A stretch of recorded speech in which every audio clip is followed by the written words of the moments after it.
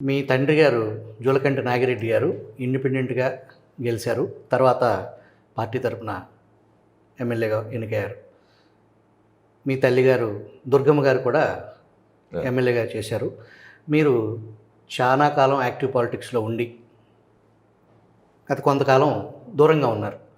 మళ్ళీ మీరు రీయాక్టివ్ అవ్వటానికి దోహదపడ్డ అంశాలేంటి?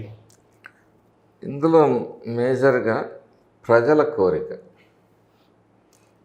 మాచర్ల నియోజకవర్గ ప్రజలందరూ ముఖ్యంగా తెలుగుదేశం పార్టీ కార్యకర్తలు, నాయకులందరూ కూడా వెళ్ళి చంద్రబాబు నాయుడు గారిని, బ్రహ్మారెడ్డిని మాకు ఇన్ఛార్జిగా, అభ్యర్థిగా మాకు ఇవ్వండి అని అడిగిన దాని మీద బాబు గారు తన సర్వేలు తను నిర్వహించుకొని అప్పుడు నన్ను అభ్యర్థిగా ఒప్పించడం జరిగింది. మీ ఎంట్రీ అప్పుడు ఒక కోలాహలంగా రాష్ట్ర వ్యాప్తంగా టీవీ ఛానల్స్ కానీ, సోషల్ మీడియా కానీ ఒక ఉప్పెనలాగా బాగా వైరల్ అయినాయి ఆనాటి మీ ఎంట్రీ. దానికి కారణం ఏంటి? ఒక అణిచివేత. ఎప్పుడు కూడా ఒక స్ప్రింగ్ మీద మనం బరువు పెడితే దాన్ని తీయగానే అది అణిచివేసిన దానికన్నా యాక్చువల్ పొజిషన్ ఎక్కువగా మళ్ళీ ఇదవుతుంది. అంటే అణిచివేతకు గురైన ప్రజలు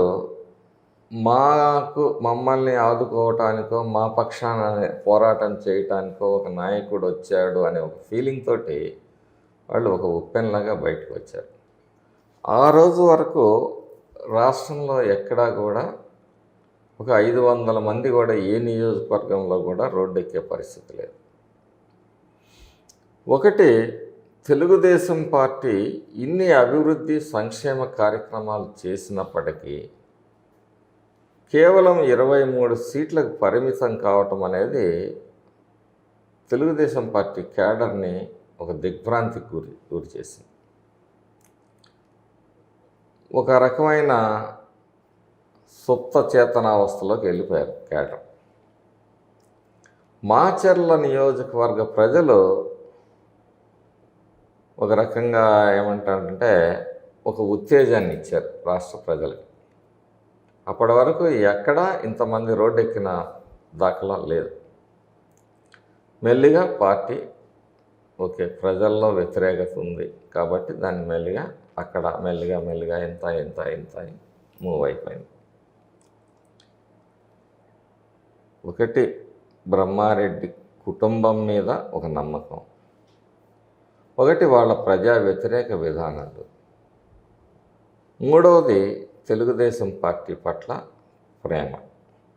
ఈ మూడు కలిస్తేనే ఈరోజు మాచర్ల నియోజకవర్గంలో పార్టీ. కేవలం బ్రహ్మారెడ్డి గొప్పగా నాదే అని అనుకోవటం కూడా అవివేకం.